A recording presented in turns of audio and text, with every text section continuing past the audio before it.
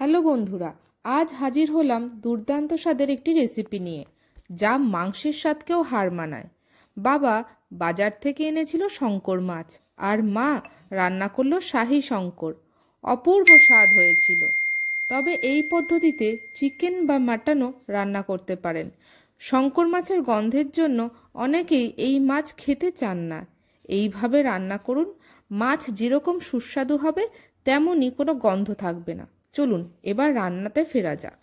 প্রথমে 500 গ্রাম মাছ নিয়ে তাতে ততটা পরিমাণ জল দিতে হবে যাতে মাছের টুকরোগুলো সব ডুবে যায়।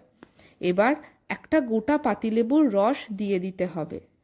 ভালো করে মিশিয়ে 10 মিনিট ওইভাবেই ডুবিয়ে রেখে দিতে হবে। তারপর ওই জল ফেলে নর্মাল জল দিয়ে 2 থেকে 3 বার ভালো করে ধুয়ে নিতে হবে। তারপর উষ্ণ জলে আবারও 2 বার ধুয়ে নিতে হবে। ফলে মাছে আর কোনো আষ্টে গন্ধই থাকবে না। এবার মাছের টুকরোগুলো একটা একটা করে হাত দিয়ে চিপে চিপে জল থেকে তুলে নিতে হবে, মাছে যেন এক্সট্রা জল না থাকে। এবার এতে 1 চামচ কেওড়ার জল দিয়ে ভালো করে মাখতে হবে। এতে মাছ যেরকম সফট হবে তেমনই মাছ থেকে সুন্দর গন্ধ বেরোবে। আষ্টে গন্ধ একেবারে চলে যাবে। এবার লবণ মাখিয়ে 15 মিনিট রেখে দিতে হবে। ওই সময় ফোড়নের মশলা গুছিয়ে নিন। একটা প্লেটে তেজপাতা 2টি, শুকনো লঙ্কা 3টি, জায়ফল সামান্য, জয়িত্রী সামান্য, লবঙ্গ 4টি, এলাচ 4টি, দারচিনি ছোট 2-3 টুকরো গুছিয়ে নিন। এবার এলাচ ও দারচিনি থেতো করে নিন। এতে ফ্লেভার বেশ ভালো হয়, তবে গোটাও দিতে পারেন। এবার কড়াইতে 5 থেকে 6 চামচ সর্ষের তেল গরম করে নিন। তেল গরম হলে 2 চামচ ঘি দিয়ে দিন। এবার এতে শুকনো লঙ্কা দিয়ে দিন। লঙ্কা হালকা ভেজে তাতে তেজপাতা, লবঙ্গ, গোলমরিচ, থেতো করা দারচিনি, এলাচ, জায়ফল আর জয়িত্রী দিয়ে একটু ভালো করে নাড়াচাড়া করুন।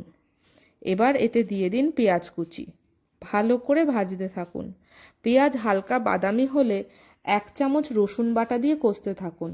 রসুনের কাঁচা গন্ধ চলে যাওয়া অবধি কষতে হবে। এবার দিয়ে দিন পেঁয়াজ বাটা 2 চামচ। ভালো করে কষুন। এবার এতে 1 চামচ আদা বাটা দিয়ে মিনিট 2 কষুন। মশলা হালকা বাদামি হলে বুঝে নেবেন মশলা কষানো হয়ে গেছে। এবার এতে দিয়ে দিন 1 চামচ ধনে বাটা, 1 চামচের থেকে একটু কম জিরে বাটা, 1 চামচ শুকনো লঙ্কা বাটা, 1 চামচ হলুদ গুঁড়ো, 1 চামচ কাশ্মীরি লঙ্কার গুঁড়ো। এবার অল্প জল দিয়ে হালকা করে কষতে থাকুন। তবে এক্ষেত্রে মশলা বাটার পর শিল ধুয়ে সেই জল দেওয়া হয়েছে। মা দিদিমার মতেন ওই জল দিলে নাকি তরকারির স্বাদ অনেক গুণ বেড়ে যায়। তবে আমি মনে করি এতে অপচয় কম হয়। মশলা কষানো হলে দিতে হবে 2 চামচ ফেটানো টক দই। এই সময় গ্যাসের ফ্লেম অফ করে দেবেন, না হলে দই ফেটে যেতে পারে। এবার বেশ কিছুক্ষণ আবারও কষতে থাকুন। এবার গ্যাস অন করে খানিকক্ষণ কষে নিন। মশলা দিয়ে তেল ছাড়লে দিয়ে দিন ম্যারিনেট করা মাছ। মশলার সাথে বেশ কিছুক্ষণ কষুন। অপূর্ব গন্ধ বের হয়েছিল। কষতে কষতেই মাছ থেকে জল ছাড়বে। মাছ থেকে জল না ছাড়লে আলাদা করে সামান্য গরম জল দিয়ে একটু কষে নেবেন। দেখুন মাছ থেকে জল ছেড়েছে। এবার দেখুন কষতে কষতেই মাছ কীরকম নরম হয়ে গেছে। এবার তেল ছাড়তে শুরু করে দিয়েছে। দিতে হবে সামান্য গরম জল। এক্ষেত্রে যে যেমন ঝোল খাবেন সেই অনুযায়ী জল দেবেন। রান্নায় সবসময় গরম জল দেওয়া উচিত। এতে রান্নার স্বাদ ও রং দুই ভালো হয়। ঝোল ফুটতে শুরু করে দিয়েছে। দিয়ে দিতে হবে লবণ। তবে লবণ বুঝে দেবেন, কারণ মাছে লবণ মাখানো ছিল। নাড়াচাড়া করে চাপা দিয়ে দিন। 5 মিনিট ধিমে আঁচে এইভাবে ফুটতে দিন। এবার ঢাকনা তুলে তাতে গরম মশলার গুঁড়ো আর সামান্য গোলাপ জল দিয়ে ভালো করে মিশিয়ে আবারও মিনিট 2 চাপা দিয়ে ফুটিয়ে নিন। তৈরি শাহী শঙ্কর।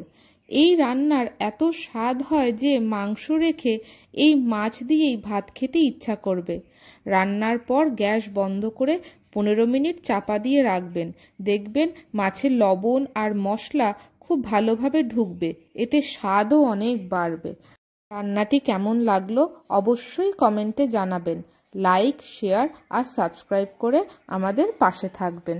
ধন্যবাদ।